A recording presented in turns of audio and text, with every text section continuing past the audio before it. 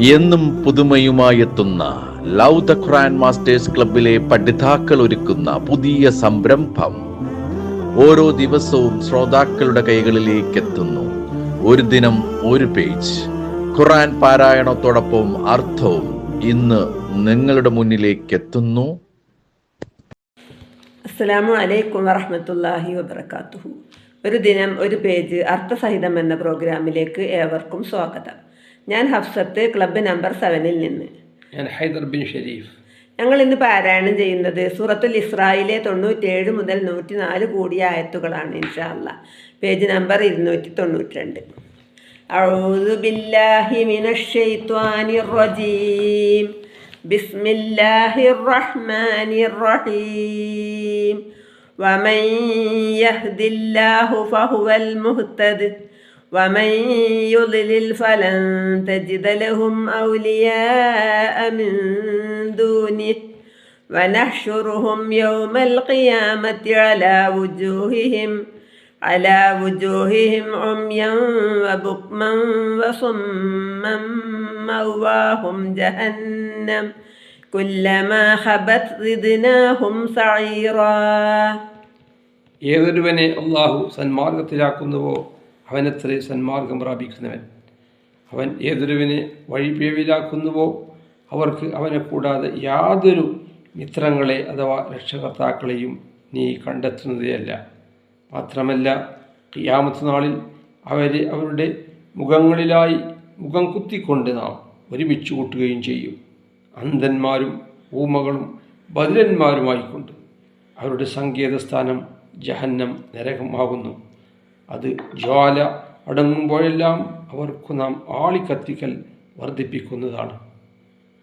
ذلك جزاؤهم بأنهم كفروا بآياتنا وقالوا أئذا كنا عظاما ورفاتا أئنا لمبعوثون خلقا جديدا. അത് അവരുടെ പ്രതിഫലമത്രേ.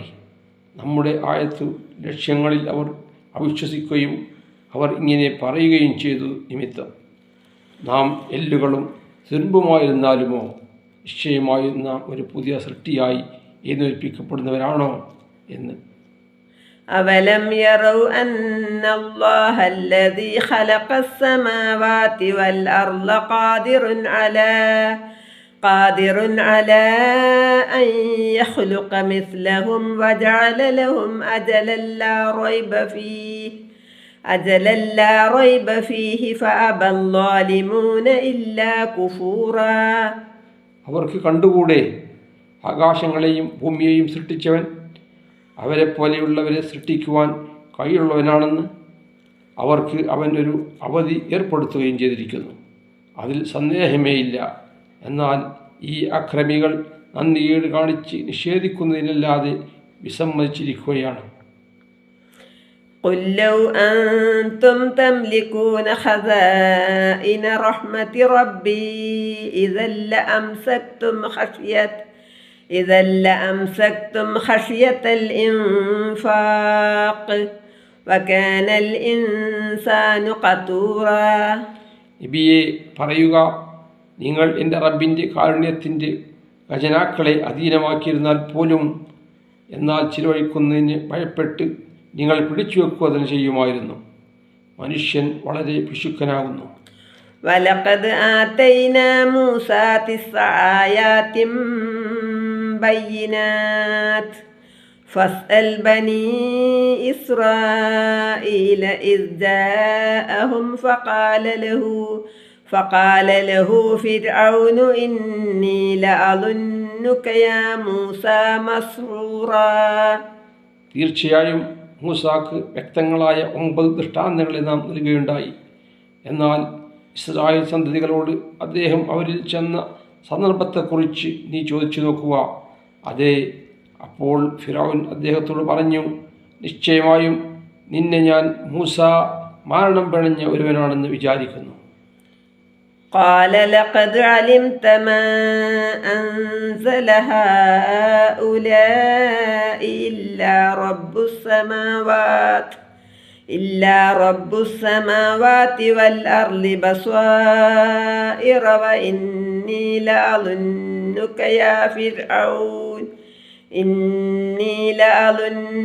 يا فرعون مسبورا.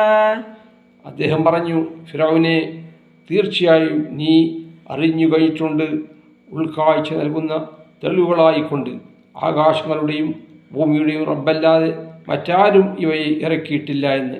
നിശ്ചയമായും ഞാൻ ഫിറഔനെ നിന്നെ ഒരു നാശം പിണഞ്ഞവനായി വിചാരിക്കുക തന്നെ ചെയ്യുന്നു. فأراد أن يستفزهم من الأرض فأغرقناه ومن معه جميعا. എന്നാൽ ഫിറഔൻ അവരെ ഇസ്രായേലിനെ ഭൂമിയിൽ നാട്ടിൽ നിന്ന് വിരട്ടി വിടുവാൻ ഉദ്ദേശിക്കുകയാണ് ചെയ്തത്. ആകയാൽ അവനെയും അവൻ്റെ കൂടെയുള്ളവരെയും മുഴുവനും നാം മുക്കി നശിപ്പിച്ചു. وقلنا من بعده لبني إسرائيل